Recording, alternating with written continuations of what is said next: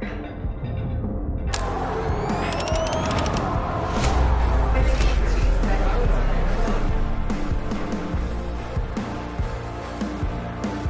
are back with the 2025 Hot for the Holidays World Champion, Miyako Shields. Welcome to the podcast. Yeah. We got to start getting trophies, or maybe I'll recycle some of my old fitness show trophies. Yeah, there we go. Refurbish them.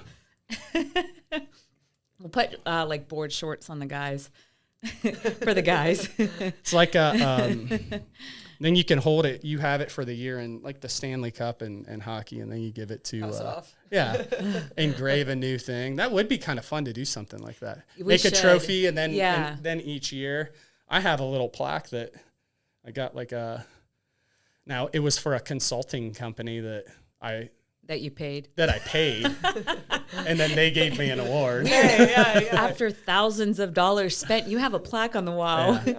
But I did beat the other businesses that paid that year in 2014. Oh yeah, we used to get plaques every now and then at Lifetime, and I really enjoyed that. I mean, I thought it was cool. Like I would keep it, I'd put it up at home.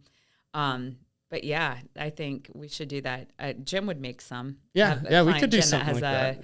A 3D printer. Yeah.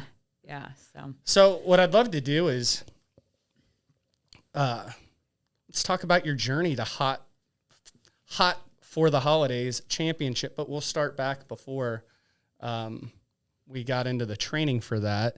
Tell us a little bit, where'd you grow up? Where are you from? Just a little synopsis. About little Miyako. Yeah.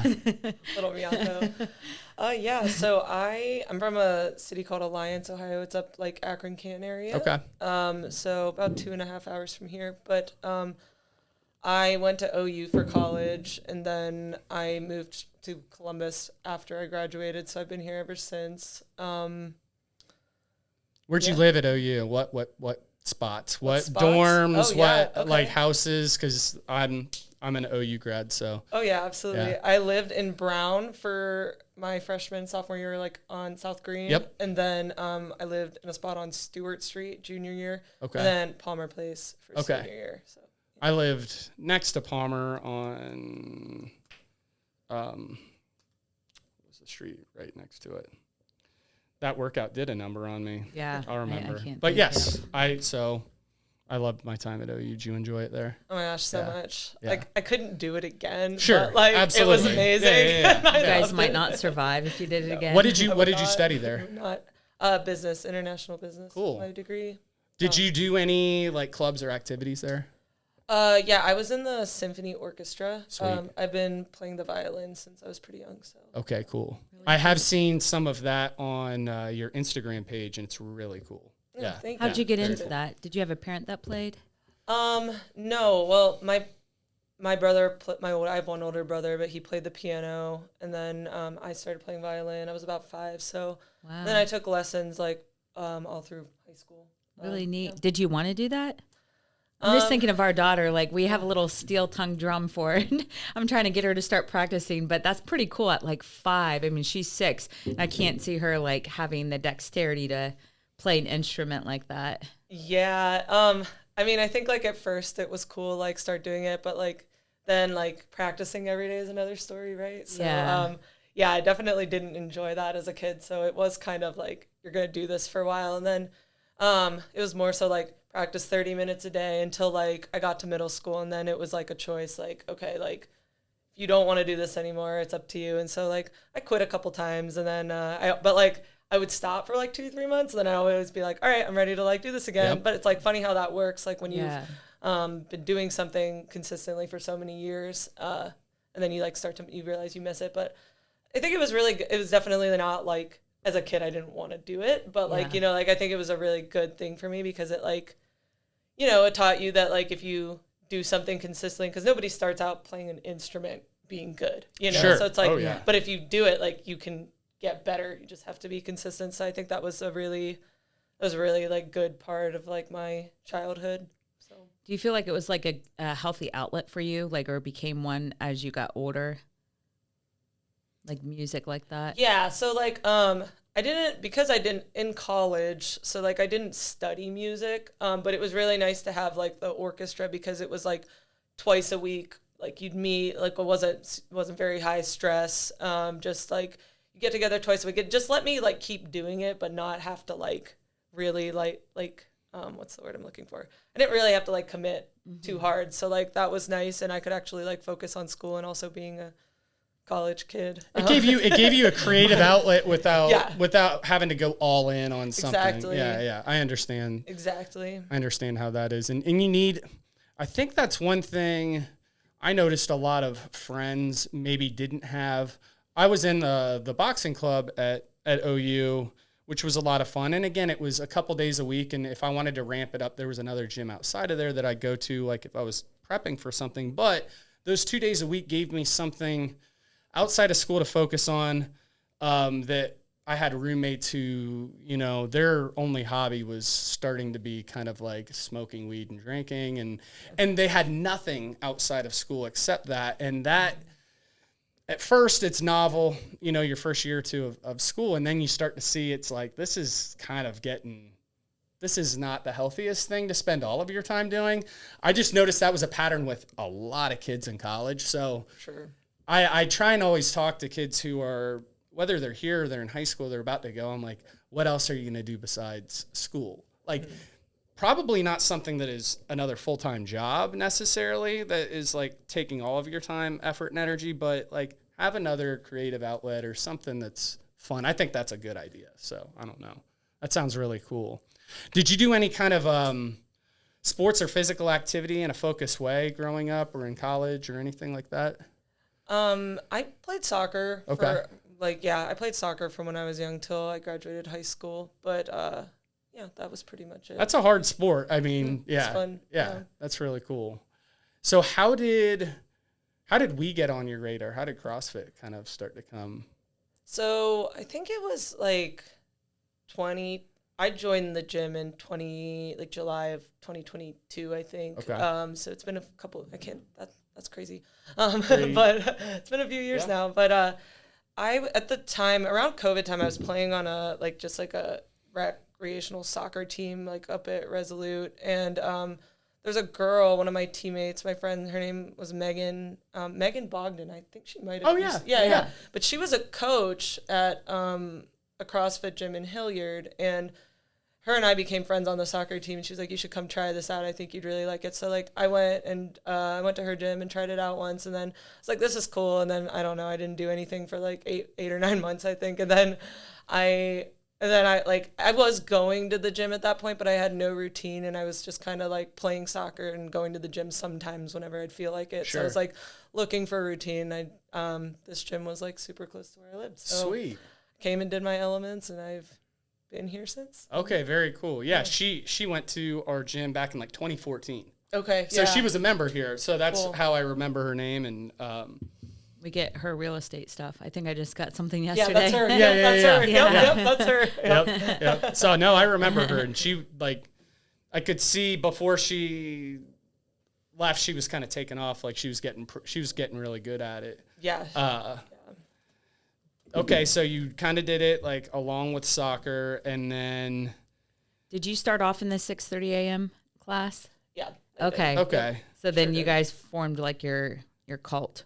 I guess you're 6:30 a.m. now. So I have a really fun group in 6:30. Yeah. So I wanted to kind of get into that. Like, how long did it take until that class is like one of the it's probably the like tightest knit group of people like in the gym. How long did it take for you to kind of like make friends and form like, you know, your friendships in that group? Did it happen right away, or like after a year you started to like partner with each other more, or how did that go? Yeah. So I mean, I'm not like the most outgoing person, so like I think it did take me like a couple of months before like I got close to anybody, but like I mean, I feel like with any gym, like I used to go to gyms and not talk to anybody. Sure, so like, sure. But like from day one when I started coming to this gym, like I was meeting people, like, and we were talking about the workouts, and I think like doing class and then like having the workout to talk about afterwards, like you just like get to know each other pretty quickly. So that was it. Yeah. I mean, I met people pretty fast. Honestly, I'd say like after a couple of months, like we all became pretty good friends. What was it? Like, I think a year or two after I started maybe 2023 or 2024, me and Aaron did like a partner Festivus competition. Oh yeah. And so like then like a couple of us did it. So we were all like kind of like trying to work towards the same thing. So then we all got really close working towards that same goal. Cool. So that was really fun. Very cool. Yeah, I was just trying to remember when I just noticed like that group really started to kind of like grow and you guys were all hanging together a lot, and it's been cool. It's been cool to watch you in class. So, I mean, talk a little bit maybe about what your background with like weights were and then how much stronger you've got, because it's like I feel like you've probably about doubled your strength on certain things. Like, let's say if you did back squats when you first started and they were, you'd work up to a little over 115. Now are you squatting what, like 200 pounds now? Yeah, I got 200 this week. Okay. I saw that. For the first time. Yeah, I was pumped. I was pumped. Yeah, so when I did do like strength training before I came to this gym. Okay. I tried to do that and play soccer. It was just like once a week, but I just was never following like a consistent program, so I never really saw big like PRs or anything like that. I never, growing up though, like I didn't lift any weights until after college. I probably like around 2020 time, like there was I had some friends in town who went to like group training classes, and like they would post them on Instagram. So I was like, oh my God, like I want to do that. So then I started doing that. And then, that was before COVID. And then COVID hit. And then I started doing just like kind of working out on my own. But since I've come here, it like really like, you start CrossFit, and like many girls, like I came in here and like I couldn't do anything on the rig. Like everything gymnastics wise was really hard because I didn't have upper body strength. I had some leg strength, but nothing crazy there either. So, and then like, I did class for probably just like a year or two, just consistently doing class all the time. And then I came to a point where I'm like, all right, like I need to like focus on like getting stronger. I'm like, just I'm going to keep hurting my shoulder. I'm not going to like actually get pull-ups kind of thing. So like, I was like, all right, let's like just take a couple months, do some strength stuff. And it like helped so much. And it was a good change of pace too. Like I think it's like healthy to switch up your routine sometimes. 100%. But, and honestly, that did so much for me. Just like, leading into Hot for the Holidays, I think starting around like August, I started like just like a strength cycle where it was just like, all right, let's max out your bench, deadlift, and squat, and like all those things happened. So just by focusing on them, but that's how I built this gym, was around being able to do that. So like class is like a baseline, and then because early on we kind of ran into issues where we had 5 classes a day. This is when the gym first opened. There was like minimal to no open gym time. And then if someone had a little tweak or something specific they wanted to work on to bump it up, it was really a challenge to do that. So started to think of ways to like, how can our gym meet everyone where they're at and help them keep gaining on the goals. And you executed on that like beautifully. I think after a couple of years, it's really good to you'll find a weakness and like I have to really dive into that. Like doing the classes will get you to like a baseline, and we have run cycles, and you'll get better at certain things, but everyone's body's built a little different. And it's good to like work on like, okay, I need to get stronger. I think a lot of it's your background too. You had a soccer background, and I know like your conditioning, just being a soccer player, is going to be great. Like Dan came in like super great conditioning, but he was like 140 pounds when he came. Needed to work on the strength a little bit. Yeah. So it's just a lot of it's your background and what your body's used to. Did you mix CrossFit in with your strength training when you did like the cycle? Okay. How was that? Was that hard to do? I guess like by mixing it in more so, it was like I would do, I think the strength cycle was like 4 days a week. And then I would like usually for fun, I'd do like Saturday class or or I'd pick like another class day if there was one I wanted to do. That's smart. So you didn't try to do like CrossFit like 5 days a week in this. No, that's good. I think I now try to advise people if they haven't, like if they're kind of just coming in fresh, to almost do like Power Hour for 6 to 12 months, because I think that base is so good, and then get into CrossFit. But CrossFit's like fun, is high energy. So usually if people have CrossFit in their mind, it's hard to be like, okay, now you're just going to weight train for like, 6 to 12 months. But I think it really helps bulletproof your body and to like kind of come back to that just lifting. Yeah, I do that at some point in every year for about 2 months. Just do a lot of strength training and kind of cool off on the intensity and stuff for a while and fill that strength cup back up, or if I feel like a certain part of me is really weak, like do all strength training, but really focus on, that certain part. Yeah. So you did that while getting ready for the holidays, like as prep, like the strength cycle? Wasn't really planned. It just kind of happened that way. Well, that's cool for people to hear that you can, because you got so much leaner, that you can get leaner while just lifting like you weren't just trying to condition it off. I think that's why she won. Yeah. So because your transformation was so, was good. I feel weird sometimes commenting on like women's bodies, but what I'll say, you're gonna get canceled after this. Well, no, what I'll say about her is be me. It didn't look like you just took the air out of a balloon. You got leaner, but then it just exposed like all that hard work. We've had this debate here recently because the GLP one, that's what Brandon's saying, like with the bodies, it just kind of looks like, hey, they lose extreme cases of it. You just look like you have taken the air out of a balloon. Yeah, you're just taking the air out of a balloon, and it's just like... You lose muscle. It's catabolic, where you are keeping all your muscle while you're getting leaner. So like her before and after pictures, it just was like, it wasn't like just this like shrinking. It was like this unveiling of like all this hard work. And I was that's a really good way to put it. I was like, that is awesome.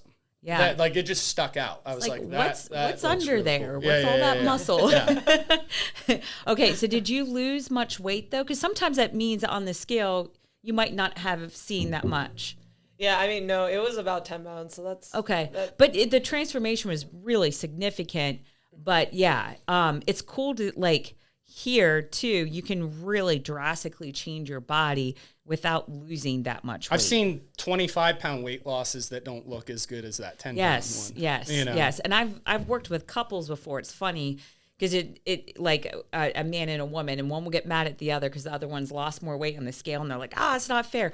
But usually the person, if they're both like being really diligent, the person that's lost less weight usually has a more extreme like visual transformation because they have a little more muscle. So they're like trying to preserve that. But okay, so what did you do for your diet to prep? What did I do for my diet? That was the hard part. So like 3 Pop-Tarts a day. 3 Pop-Tarts a day. Yeah, no, I mean, it was hard. I mean, as you guys know, Aaron's done those challenges quite a few times. So he had some advice. He had some advice for me. Yeah, he had some advice for me. But slap food out of your hand. Yeah. Well, like it was like the first 2 weeks of October. I went to Japan, so all I did was eat, and then I came back. I was like, all right, I'm ready. I was like, I'm ready for my before picture. Yeah, I was like, I'm ready for my before picture. But I was like, also like, I just didn't, you just like indulge for a while. You just like want to feel healthy again. So I was like, I'm ready. So that was kind of like it was kind of good timing in that regard. I was like ready to do it. But he was like, so before we even took our pictures, he was like, we need to just take 2 weeks and like start like tracking your food, because like you're not gonna like flipping that switch of like not tracking to just like full force going. That's really good advice. Like, it was really good advice because I was a spot on the body biz. Yeah. Well, like it was. He's worked with you and done. Yeah, he does. Yeah, he's done it enough. Yeah. Well, then I was like, like I'll be fine. Like that's like what I thought. But then like when I tried to do it, I was like, oh my gosh, like I haven't done this. I haven't tried to do this in so long. It was really hard to get back into the swing of it. But then that was really good, because then by the time we did take our pictures, I was like, all right, like I did my best to like meal prep and try to like plan ahead of what I was going to eat, because the days that I didn't plan ahead were the days I would fall apart. I'd be like, all right, I'm just going to eat this like bar or this like cookie, just one, and then that turns to, but yeah, no, planning ahead. But like I think him giving that advice was also really that's probably saved me 2 weeks of making those mistakes, so I used to be super, super extreme, like, and he did too, and it was probably my fault because I was working with him while I was being extreme. I'm like, I'm going to do this fitness show. We're all going to be extreme, and it's tough. Like, if you just always go from those extremes, it's just really not good for your mind, body, the whole thing. But now I try to like go through phases where, like, personally, like if I come back from a trip, like, okay, phase 1, let's just get off this bullshit in this way for this week. And then next week, let's try a little bit harder. And it's like a nice, like, little progression into it. Sure. So did you track like everything or just calories or protein, or what'd you do? Mainly calories and protein. Yeah. Okay. Just tried to make sure I was eating enough protein and calories. Okay. And where'd you keep your protein? Like 150. Okay. Yeah. I was like, Yeah. Do you mind me asking me how much you weigh? Yeah. Well, when I started, I was like 164-ish, and then when I ended, I was like 154, 155. Okay. So I mean, so like a gram per body weight. Yeah. No, that's great. That's usually what I'll tell people to kind of like. Okay, so we're back. We're talking about the diet, protein, calories. How long did you do that for? Where you were tracking? The 6 weeks. Like 6 weeks? Yeah, okay. 6 weeks, yeah. And did you do it 7 days a week for 6 weeks? Okay. Yeah. Okay. That's how you win. Did you ever try to have a cheat meal and Aaron would bust you? No. I mean, I definitely had days where I had quite a few days where I was definitely not perfect. But I mean, usually it was like I would just overeat on like healthier foods. So like, I mean, that's a lot better than like going out and eating a bunch of fries or something. So your body relaxes so much when you have those fries. Yeah, I know. Oh, I know. I had them, just not during the 6 weeks. So, yeah. I used to always have a thing where I would talk because, I think there can be at least in this fitness world where you're like, okay, well, it's just healthy. I'm not allowed to eat anything bad. So I would do that for a long time, especially like when I got into CrossFit. I remember paleo was a big thing. And so I was eating paleo, but then I would make these like coconut honey balls. And Brandon's like, I know you want to get leaner and you're eating a lot of those and it's just like almond butter and coconut oil and honey. They're like fat bombs. But it's kind of a thing where you think, okay, if I'm only eating healthy stuff, it's okay. So I kind of got to a point where, and there was a lot of like nutrition coaches that were becoming popular at this time where they kind of like take the stigma off of like eating a cheeseburger or pizza or Pop-Tarts. And so they would have... You can eat it in a small amount yes, that fits they would into have your day. All these competitors do like...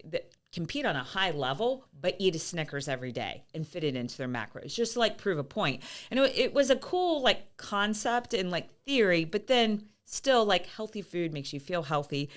And I remember going to some of his seminars with these competitors, and it was like almost like a badge of honor. If like how much bullshit could you fit into like your macros? And everybody had like Twizzlers out, and Pop-Tarts were like really big for some reason.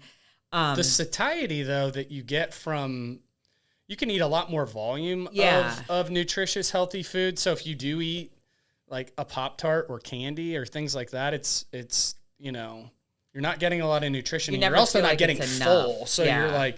It makes you almost hungrier and you're like fiending. Yeah. I know if I eat, so, sometimes we'll eat like a little treat or something after dinner. If I do that, that's sometimes a lot worse. Turns on. It's worse than not doing anything. Yeah, it's not like, oh, now I feel better and I kind of scratch that itch. It's like, oh no. Like I want to go and eat like it's all like you've of taken those. like you've done like one hit of cocaine or something. You're like, yeah, we haven't like done that, you don't. But just saying, in theory, it's a drug. Food can be a drug. It's like ice. Yeah, like if you have a tiny bit of ice cream, you're like, that was kind of bullshit. I want to eat more of that. For sure. It's just interesting to see all the like trends come and go and like in fitness and health. And I think they're all good to like see and understand, like, you know, trends now to calm down your nervous system is good. Like, so that's probably what you were doing a lot with like the strength training and kind of getting away from CrossFit so much, calming down your nervous system, probably felt a lot of inflammation leave, put on some muscle, and that's good. But if you don't ever go out there and get your heart rate up, that's probably not great for you either, you know? So it's like, I always kind of come back to this, like someplace in the middle. And, but what I'll tell my clients is I have gotten and stayed pretty chubby, just eating like extra chicken breast and sweet potatoes. And it was just kind of sad because I'd be in my apartment alone, like eating a lot and never go anywhere. But, you know, like afraid to like go out for a burger or a piece of pizza. And I think it's like you kind of have your time to do everything. You don't seem like you have, like, you seem like you have a really like pretty healthy relationship with food, and it's not like weird. Like you go to like our socials and go out, you have a good time and stuff, and kind of marry the whole fitness and social life pretty well. Do you have any goals for 2026? Are you going to do the open? Are you going to do like, you have any like things you want to do with the fitness stuff coming up? Yeah. I've still been pretty much focusing on more like strength. I've been working like Olympic lifts back then. Cool. So that's been really fun. I haven't gotten my engine going CrossFit wise. So, I think I will do the open though. Yeah. Just kind of like see if like I can, cause I like got some skills this. I was gonna say you've unlocked some new moves. Yeah, I've got some new skills. I just don't know about the speed part, but that's, I mean, it's okay. Right. Yeah, I'll probably do it. I did it last year and I had a lot of fun, and I was like really scared to do it last year because it was my first time. Yeah. But then I was like super happy, like just to like see, like I don't know, it was like cool. Like 8 months later, I was like, oh yeah, I did that. Like, cause I didn't remember, but like. Yeah, I mean, I think it's also kind of like a cool way to like, you can kind of remember where you were at that year. Like, yeah, like, were you training for the open? If so, did you do really well? Or like, or were you just trying to get stronger? Maybe that'll show up in that too. So, yeah, I don't know. I guess my goal wise, I guess like probably do the open, and then, I don't really know. I'd like to I'd like to get better at gymnastics. That's always been a really like tough spot for me. Sure. So, get better at gymnastics. No real big crazy goals. Yeah. Well, you're doing it. I mean, like you're here every day. I think sometimes goals are good. I think having, we'll talk about it. I'll talk about it sometimes. There's like process-based goals where it's like, my goal is to show up and be at the gym 20 times in April or whatever it is. And then there's like, I want to hit a certain weight on my deadlift, and it's good to have both, because without one, the other one's tough. And I think for people, sometimes when you have like the goals that are like numbers based and things like that too long, it's mentally really fatiguing. And then it's good to go back to like, I'm going to make sure I'm running, once a week on top of this or whatever it is. It's good to have like a combination of those performance and then also like process-based goals. I know that's helped me, particularly as I've like kind of gone over the 40 mark, where banging my head against the wall with like performance can sometimes get a little bit frustrating. And it's like, okay, just make sure you're getting in and getting like tough efforts in, 5 days a week. I can do that. Everything kind of falls into place. Yeah. So I have a question. Did you work out when you were in Japan? I did. Okay. How are the gyms there? Yeah, I actually dropped into 2 CrossFit gyms there, which was actually super cool. The gyms were cool. One was in Japan's so small, so like you expect everything to be really small, but like one was literally like a part of a train station in Kobe. It was really cool. The way they built it out. Like they definitely just like didn't have like high ceilings. Like you probably couldn't have done like rope climbs in there, but it was really fun to see the. I mean, it's like interesting to compare like this gym to like these little gyms, but like it was really cool. The coaches were all super nice. I went to one in Kobe, and then the other city I went to was in Fukuoka. That was a really cool gym, actually. They told me they like had been there since like 2011 or something. So it was like one of the first ones like ever in Japan. But like there was a ton of people in there. Like it was just like a small, it was like a box, like a literal box. But like it was really cool. And like they had like a cool outdoor area with like a bunch of rigs outside. So yeah. Neat. It was very cool. Whenever I go to different countries, I try to like drop in if I like, you know, I don't make it like my top priority, but like whenever I have time, if I can, like I think it's a really fun thing to do. So. Oh yeah. Did you travel with friends there or family or? My mom's family lives over there, so I was just like I try to go every like 2 to 3 years. So. Okay, cool. Yeah. That's really neat. Did she come with you? She did actually to the one. She didn't do the workout, but she went and watched at the one gym, and she thought it was cool too. Yeah. So, yeah. Neat. Yeah. Where are you traveling to next?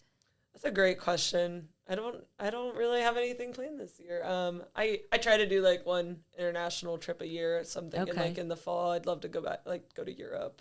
Somewhere in Europe, so. Have you been before? I have. Yeah. Where have you been? I've been to a few spots. I've done a lot of the Western Europe, like more touristy areas. I saw that you guys went to southern France like a year or two ago. Yeah. That was Nice is one of my favorite places I've ever been. It was really neat. Yeah. Super beautiful. Like, loved it. You get city, but you get the beautiful beaches. Yeah. Like, it doesn't beat that.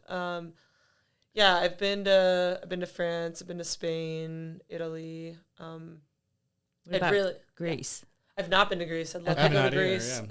I'd really like to go to Portugal and Prague. I'd love to also go to like the Czech Republic. I think Austria would be really. I don't know. The list is long. Yeah. There's a lot of places I'd like to go, but I haven't really been anywhere like too north over there. Like I think Sweden would be really cool. Yeah.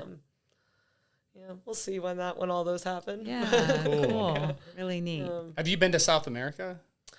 I've been to Ecuador before, actually. Okay. Yeah, that's the only place I've been there, but I went for a wedding. It was like a destination wedding. Okay, cool. I haven't been down to South America much. I mean, we down in the Caribbean, Mexico, kind of central, but we did go to Colombia for a little bit. But not much. We haven't been down there. We kind of stayed in the mall.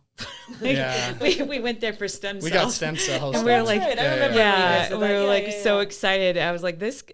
It was like a hard. At Easton in Colombia. You just had appointments all day and just like wandering around the mall. I'm like, I want to get out of here. I feel like I'm going crazy. That being said, we did get out a couple times. Yeah. Like they took us through we did a tour of like all the basically. That Medellin sits in like a bowl of mountains, and then they took us up into all the areas really where like neat. Pablo Escobar and all those guys had been doing stuff, cool. And it was really cool.